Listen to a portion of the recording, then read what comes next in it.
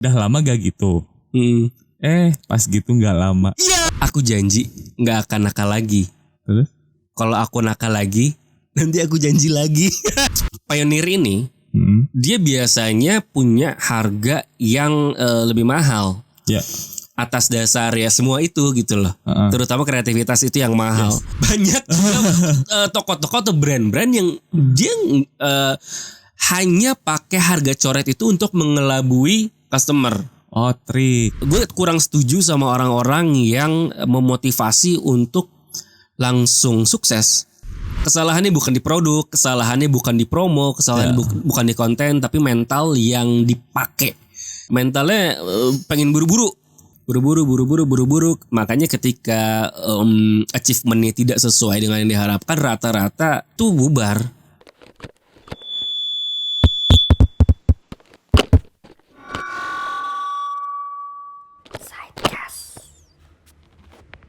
Bismillahirrahmanirrahim. Gimana? Ada yang lucu gak? Lumayan. Lo kan lumayan aneh. Lo dulu. New fear the me is 3 angka 3. Nyupir demi istri. Nyupir demi istri itu. Apalagi? Kayak gue jatuh cinta tak sekejam jatuh tempo. Asli ya itu. Bener lagi. Deg-degan. Lebih deg-degan. Ada juga nih. Don't rich people difficult. Don't rich, jangan kaya. Rich people, orang difficult, susah. Jangan kayak orang susah. Asli, jangan orang susah, gila ya. Jangan kayak orang susah. Ada Nah ini bentar. Ngebut adalah ibadah. Terus semakin ngebut, semakin dekat dengan Tuhan. Asli. Aduh. Dekat dengan kematian gitu maksudnya. Dekat dengan kematian. Serem ya. Ada yang rada ofensif sih. Apa tuh? Udah lama gak gitu. Pas gitu gak lama. Iya. Ngeri gak? Aduh. Ada lagi nih. Waduh, ofensif ini mah parah. Jual bibit bayi. Hah? Udah? Asli? Jual bibit bayi. Woi, apaan? Jual bibit bayi. Waduh. Aduh, jangankan dijual, dikasih gretong juga belum tentu pada mau itu. Biar aku aja yang pakai masker. Kamu di rumah aja pakai daster. Asik. Asik. Ini teman-teman pada enggak sih kita ngomongin apaan? Yoi. Kayaknya enggak sih. Kayaknya enggak ya? Gue tambahin satu lagi. Aku janji gak akan nakal lagi. Terus? Kalau aku nakal lagi, nanti aku janji lagi. Repetitif ya. Aduh. Jadi ini adalah kumpulan tulisan-tulisan yang ada biasanya kalau kita lagi di perjalanan jauh antar provinsi biasanya. Ada di belakang truk-truk ya atau mobil pengangkut. Jadi benar-benar mereka kreatif banget nulis tulisan atau bikin konten di belakangnya tuh yang bener-bener menghibur. Yang kadang-kadang bisa ngilangin ngantuk. Bener sih. Mungkin itu ya tujuannya. Jadi mereka pikir gimana caranya biar di jalan gak bosan. Secara mungkin perjalanan jarak jauh kan mungkin macet lah di jalan. Membosankan, melelahkan. Gimana caranya biar ada sesuatu yang cheerful. Ya ini kali. Dan bagus banget gitu. Gak sedikit juga yang bikin ngakak dan ya bener bikin melek. Iya kan? Soalnya beberapa mungkin ada yang isinya nasihat yang emang beneran juga. Emang beneran. Jadi tetap bikin ngantuk sih yang begitu. Isinya nasihat.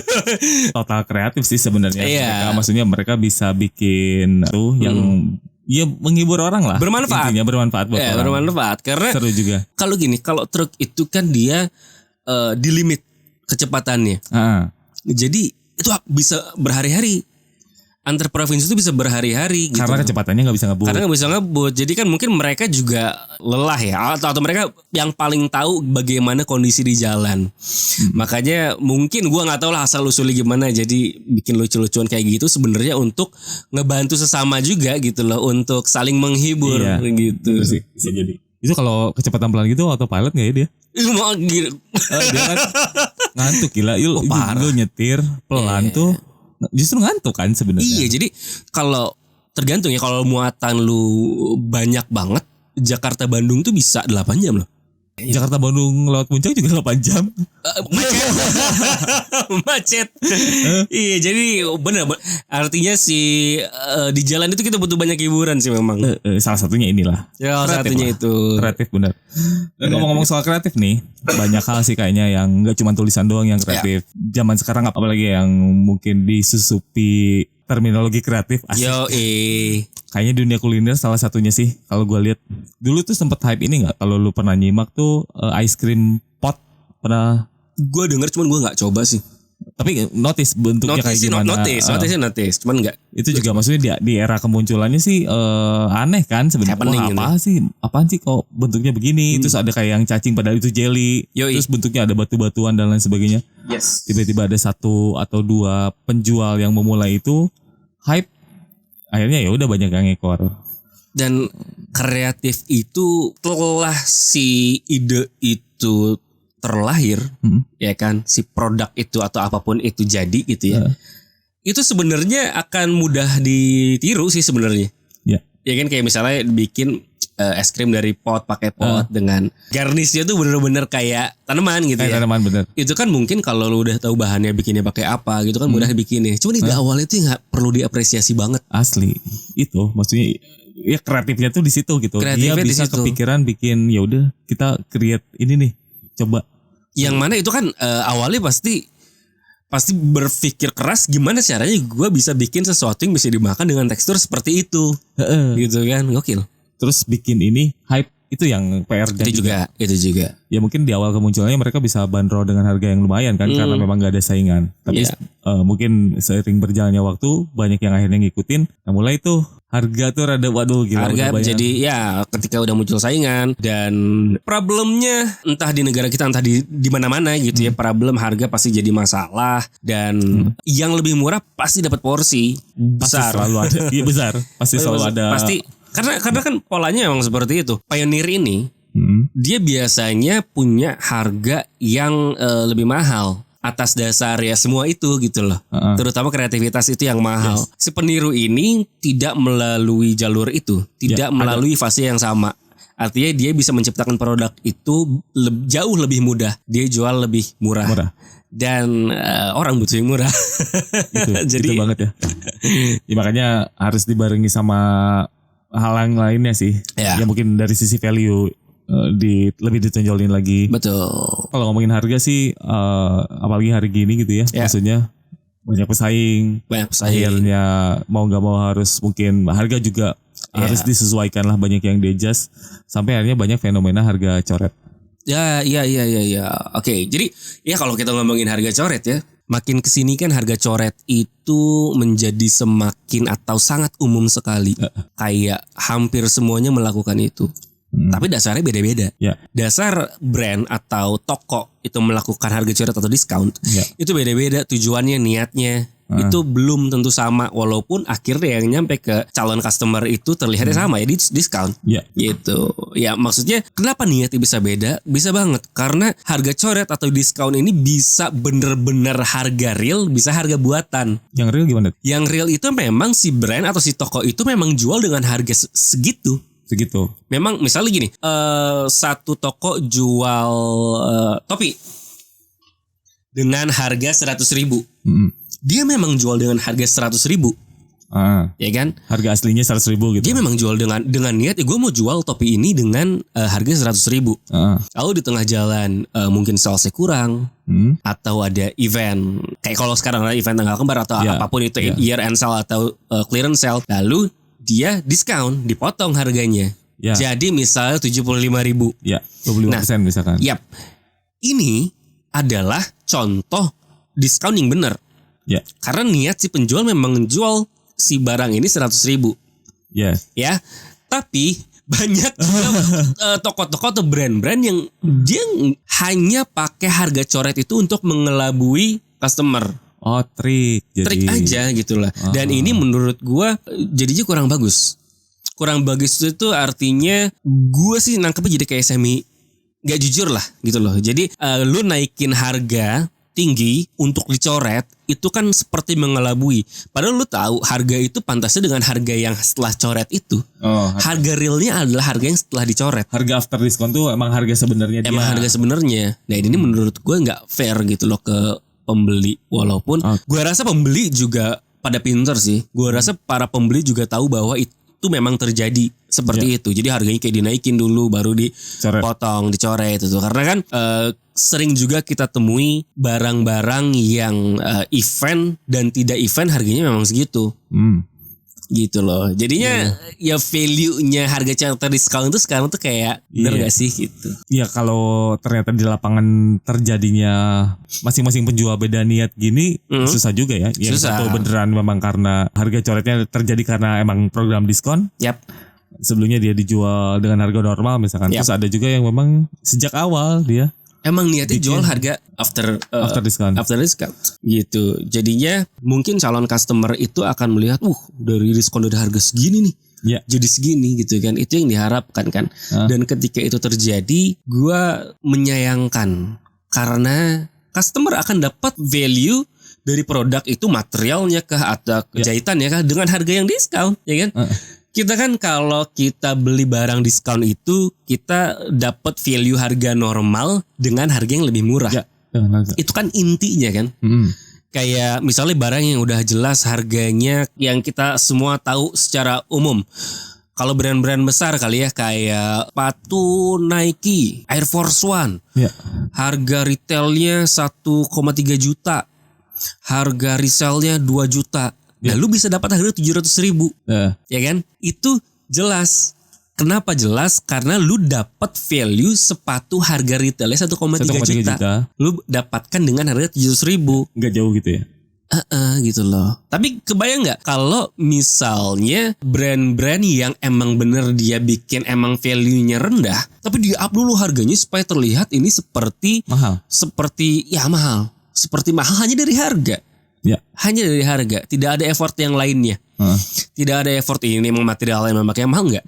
Materialnya semuanya kualitas itu low deh. Bisa dibilang kayak gitu ya. Tapi dia angkat dulu harganya untuk merubah persepsi calon customer supaya barangnya terlihat bagus. Tricky dan gua nggak tahu sih ya, mestinya customer tersebut mestinya sih tidak puas ketika barangnya datang. Mestinya ya, kalau emang dia paham betul material. Nah, gitu. Itu kondisi yang terjadi di lapangan. Kadang-kadang banyak di antara customer nih, atau gue lah misalkan sebagai pembeli, memang yang nggak terlalu into sama material sebenarnya. Iya juga. Jadi banyak yang kurang informasi soal materialnya, atau dia memang nggak tahu, dia taunya yang general.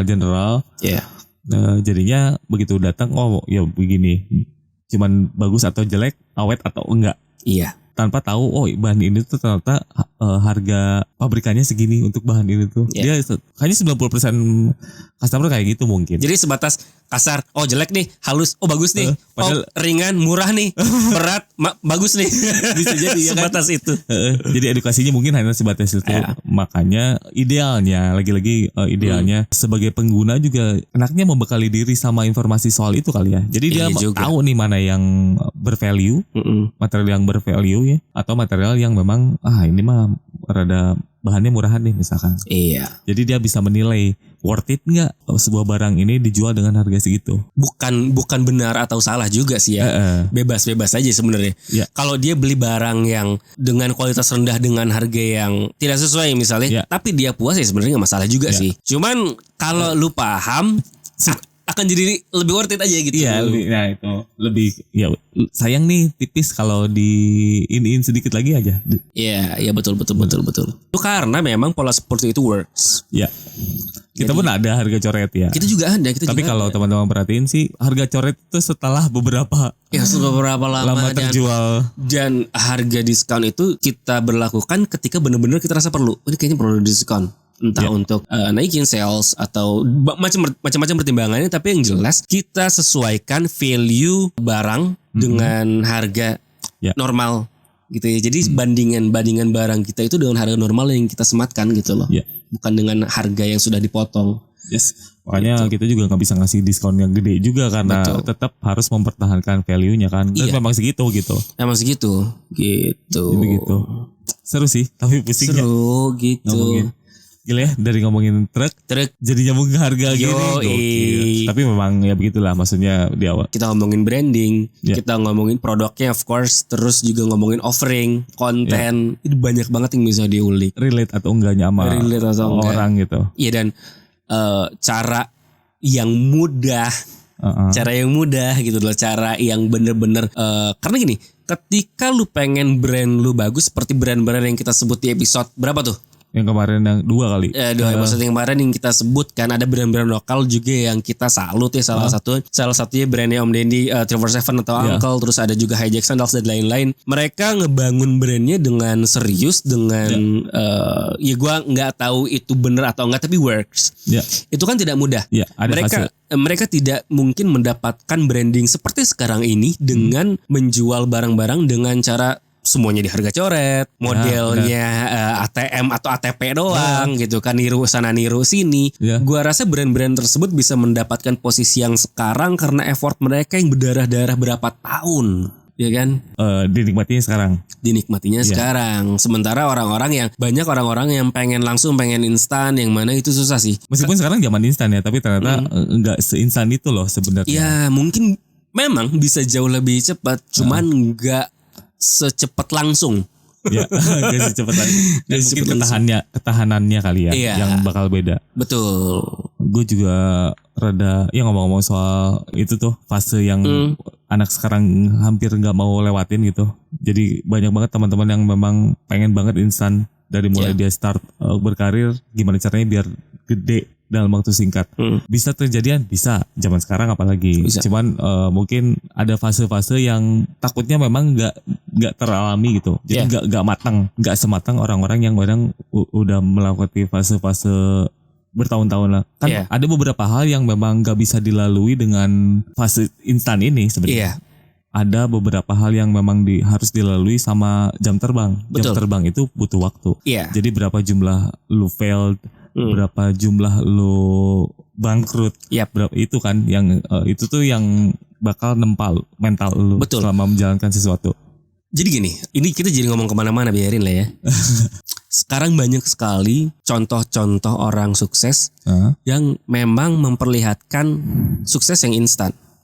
Ya sukses di sini banyak duit lah ya, let's say begitu. Banyak duit, jualannya laku gitu. Jadi banyak sekali orang-orang yang memotivasi teman-teman untuk mendapatkan kesuksesan seinstan itu. Karena itu kan salah satu barang dagangan juga. Success story itu kan barang dagangan juga ya. Jadi kalau kita ngomongin, emang ada ya yang sukses instan? Ada. Memang ada yang baru jalan langsung boom. Terlepas dari itu bisnis berapa gue nggak tahu ya. Cuman ada nggak bisnis yang langsung cepet banget boom? Ada. Tapi berapa banding berapa? Nah, itu kan. Kalau kita ngomong ini ada dong pasti ya. Tapi kan tidak banyak atau bisa dibilang sangat sedikit. Gitu loh. Jadi ketika mental yang lu pasang adalah mental instan, ya siap-siap kecewa. Karena gitu sedikit loh. Juga yang pasti. Karena kan yang terjadinya apa ya, yang benar-benar terrealisasi seperti itu kan sangat sedikit. Ya kan? Iya benar-benar total sedikit sih. Tetap sedikit dong. Kalau ngomongin ada, tapi kan sedikit. Artinya kalau lu set mental di sana, lu siap-siap kecewa. Karena untuk mencapai itu sangat sulit sekali. Tidak ada formula pastinya. Yang mau rada pasti, ini pun belum pasti ya. Yang mau rada pasti ya lu ikuti alur yang normal. Ya kan? Jadi apapun hasilnya, lu harus set mental lu itu di alur yang normal. Let's say 10 tahun. Meskipun dalam 5 tahun ternyata itu jauh lebih terdengar ringan kan. Jadi misalnya lu set mental lu untuk ngebangun brand ini 10 tahun. 10 tahun. Meskipun kenyataannya dalam 5 tahun ternyata melesat. Bisa melesat. Itu kan jauh lebih enak daripada lu ngebayangin ya, kayaknya bulan ketiga gua udah kebeli Honda Jazz nih. Daripada kayak gitu kan. Ternyata boomnya baru di tahun kedua. Padahal tahun kedua itu cepat banget hitungannya. Tapi karena mental dia 3 bulan udah kecewa, dia bisa jadi stop di situ. Jadi ya itu, gue kurang setuju sama orang-orang yang memotivasi untuk langsung sukses, bukan langsung laris ya, maksudnya bukan gak mungkin, tapi ngapain kita kejar hal yang perbandingannya itu sangat sulit gitu loh, kecil gitu. 1/1 juta ada. Ya mungkin karena gini, ketika itu terjadi kan alhamdulillah. Ya. Tapi ketika mental lu di situ, itu tuh tempe. Benar. Ketika nggak kejadian ya udah. Dan di saat kejadian pun, apakah itu akan sustain? Itu. Ya kan? Iya makanya. Ketika itu terjadi pun, bisa jadi bisnis yang instan juga sustainable-nya belum tentu. betul. Sedangkan yang memang dibangun bertahun-tahun dengan berdarah-darah, mungkin hasilnya nggak seheboh itu, cuman ya sustain itu kan yang dicari. Betul. Ya macam-macam sih ya. Iya, tapi kalau kita ngelihat dari teman-teman senior-senior kita yang bener-bener sustain terbukti bertahun-tahun ini, mereka lama. Yes. Mereka juga kayaknya mereka juga bukan orang-orang yang tanda petik rakus pengen bisnisnya gede banget, enggak juga sih. Kelihatan jadi santai aja sih. Santainya mereka itu justru yang bikin brand mereka gede ya benar nggak ngotot gitu. Nggak ngotot gitu, jadi ya udah gue melakukan hal yang gue suka, ya udah kebetulan orang-orang suka, jadi ya udah gede dengan sendirinya itu tuh. Betul, jadi mereka fokus melakukan apa yang sudah direncanakan dengan sabar, jadinya konsisten. Sementara konsisten itulah yang bikin mereka gede kan.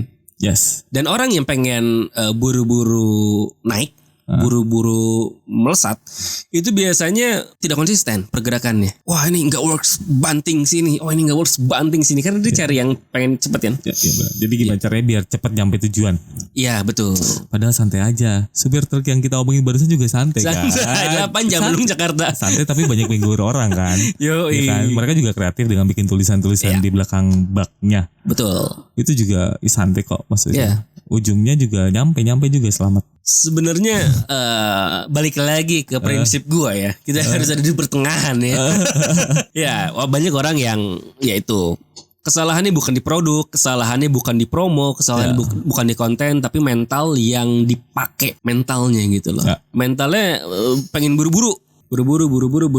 Makanya ketika achievementnya tidak sesuai dengan yang diharapkan, rata-rata disappoint. Bukan hanya itu, bubar.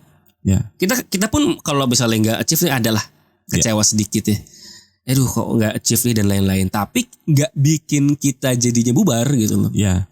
Gitu. Jadi ada peribahasa don't forget your roots. Ya betul. Si rootsnya ini lu harus tahu apa. Dipegang terus.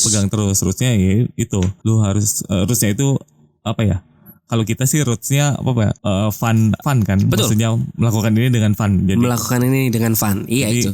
Kalau misalnya ternyata udah nggak fun lagi, nah ini udah bahaya. Jadi jangan lupa sama rootsnya. Betul. Jadi ketika menjalankannya sudah tidak menyenangkan, ini perlu dibahas. Perlu dibahas. Harus dievaluasi ini. Betul. Ya meskipun achieve beberapa hal, tapi ternyata kalau di luar, kalau achievement itu ternyata hal yang rada sedikit mengganggu sisi fun kita sih, kayaknya rada harus dibahas juga sih ya. Iya betul.